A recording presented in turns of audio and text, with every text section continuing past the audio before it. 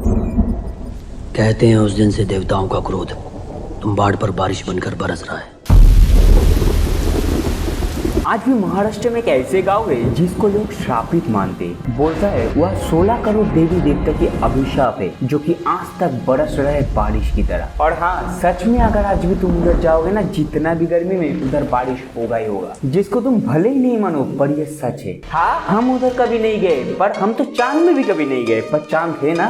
और ऐसी एक जबरदस्त टॉपिक लेके फिल्म आया है तुम्बाड़ नाम से, जिसका पोल खोलेंगे आज के इस वीडियो में, जो कि ऐसे 6 साल पहले मूवी आया था, पर आज लोग जाके इसको देख रहे हैं। आखिर क्यों, क्या खास है और कैसे है फिल्म, आओ जानते। कहानी है महाराष्ट्र की एक शहर की जिसका नाम है तुम्बाड़। और माना जाता है आज भी इधर इतना खजाना है जिसको लेके पाकिस्तान बांग्लादेश के साथ साथ और 2-3 देश कर दिया जाएगा। पर ये स्टोरी एक ऐसे भगवान की है जिसको कभी लोग पूजा नहीं करता, और इसका कोई फोटो या फिर पुराणों में भी इसका नाम नहीं है, क्योंकि इस देवता की पूजा नहीं होता है। और लोग मानते हैं ये देवता नहीं, शैतान है, शैतान जिसके पास खजाना तो है पर वो सुख शांति नहीं है। और हमारा जो धरती है, इसी धरती में उसका जन्म हुआ था, पूर्ति के देवी, जिसने 16 करोड़ देवी देवता का जन्म दिया था। और उसका सबसे बड़ा बेटा के नाम था हस्तर, जो कि आगे जाके ये शैतान बनेगा। अब हस्तर जो था वो बहुत ही लोभी और नीच किस्म के था, उसको भगवान क्या शैतान भी उसके सामने कम पड़ता। और हमारा जो धरती है ना, उसको एक्चुअली देवी माँ का कोख माना जाता है, जहाँ अनाज और सोना बहुत ही भरपूर मिलता था। पर हस्तर इतना लोभी था, देवी का सोना को पूरा हड़प लिया था। फिर उसके बाद अनाज को जब लूटने गया, तब उसी का भाई बहन यानी सब भगवान मिलकर उसको तोड़ मरोड़ के विनाश करना चाहा। तब देवी पूर्ति ने उसका जान बचाया और ये शर्त रखा उसका पूजा कभी नहीं किया जाएगा, ना ही कभी भगवान का दर्जा दिया जाएगा। तब हस्तर तो बच जाता है, लेकिन वो वापस आता है तुम्बाड़ में, क्योंकि हस्तर का शाप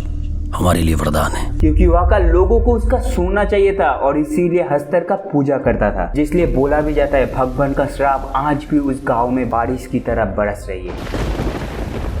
अब देखो, एक फिल्म को दोबारा रिलीज करने का मतलब क्या होता है। एक तो होता है पहले वाला ठीक से पैसा नहीं कमाया, और दूसरा लोगों को चीज फील कराना जो उसने एक बार मिस किया। अब अगर तुमने ये फिल्म देखा है तो तुम बताना तुमको क्या लगता है, पैसे के लिए या फिर फील कराने के लिए। खैर, अगर ये फिल्म 600 करोड़ कमा सकता है तो ये फिल्म 1000 करोड़ कमाने का ताकत रखता है। ये एक हॉरर फैंटेसी फिल्म तो है जिसमें डरावना सीन तो है, पर इसका कहानी सबसे यूनिक है। जितना भी हॉलीवुड, साउथ, चाइनीज फिल्म देख लो, ऐसा टॉपिक ना कभी बनाए ना कभी आगे बनेगा। तो आओ कहानी थोड़ा आगे जान लेते हैं। तुम्बाड़ में एक फैमिली रहता है जहाँ पर 2 बच्चा और एक मम्मी होता है, और मम्मी जी काम करता है तुम्बाड़ के सरकार के पास, जहाँ पर है वो खजाना। और जो 2 बच्चे उसमें से मेन है विनायक राव। अब देखो, हॉरर फिल्म है तो शुरू का 10 मिनट से तुमको डराना चालू कर देगा। विनायक के घर उसका भाई और मम्मी छोड़ के एक दादी भी रहता है, जो कि अमर है क्योंकि उसने हस्तर का पूजा किया था, और इसीलिए हस्तर का शाप भी है, जो कि उसका पूजा करेगा वो मरने के लिए तरस जाएगा पर मरेगा नहीं। अब दादी तो ना एकदम भयानक गायन है, और उसी को पता है वो खजाने के बारे में, हस्तर कैसे सोना देता है। तब 2 भाई हस्तर और दादी को लेके बात ही कर रहा था, तब अचानक से एक भाई का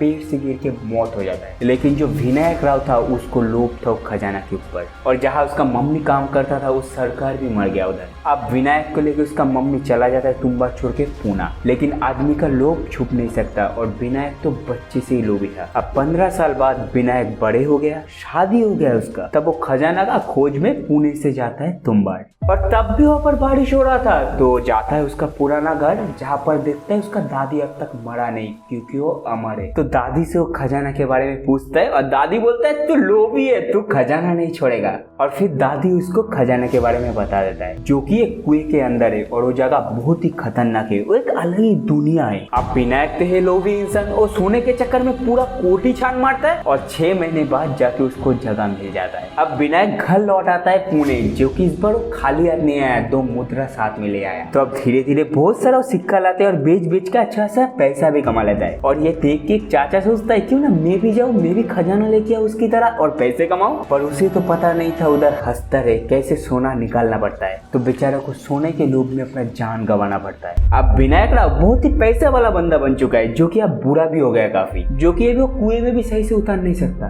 क्योंकि हस्तर से सोना लेने के लिए जाना पड़ता है कुएं के अंदर और हस्तर को आटा खिला के उसका पॉकेट से सोना लेना पड़ता है। हस्तर जो है वो बहुत ही भूखा है, उसके पास सोना तो बहुत है पर अनाज नहीं था ना, क्योंकि सब देवी देवता ने उसको अनाज लेने से रोक दिया था। तो विनायक उसको आटे का पुतला बना के खिलाता था और उससे सोना लेके भाग जाता था। अब एक दिन जब वो सोना लेके भाग रहा था, थोड़ी देर हो गया था, तब हस्तर उसको मारने के लिए भगाता है और बाल बाल बसता है विनायक। अब वो सोचता है उसका बेटा को ले जाएगा तुम्बाड़, अब वो लाएगा सोना। देखो बाप तो है ही लोभी, पर उसका बेटा उससे 4 गुना लोभी है। वो अपने बाप को प्लान बताता है, हम लोग एक आटे देते हैं हस्तर को खाने के लिए, क्यों ना हम बहुत सारा आटा दे जिसको खाने के लिए उसको बहुत समय लगे और हम बहुत सारा सोना ले ले। तो प्लान सुन के बाप सोचते हैं तो काम का बात कर रहा है और ऐसे ही बहुत सारा पुतला बना के ले जाता है तुम्बाड़ में। पर सारा पुतला लेके जब वो कुएं के नीचे जाता है, देखता है वो हस्तर भी अब अकेला नहीं है। वहाँ पर जितना पुतला था उतना हस्तर आ गया उधर। और क्या, अब मरने वाला है सोच के विनायक अपना जान दे देता है पर उसका बेटे को बचा लेता है। तो भाई साहब ये कहानी से कुछ सीखे या फिर ऐसे ही सुन रहे हो?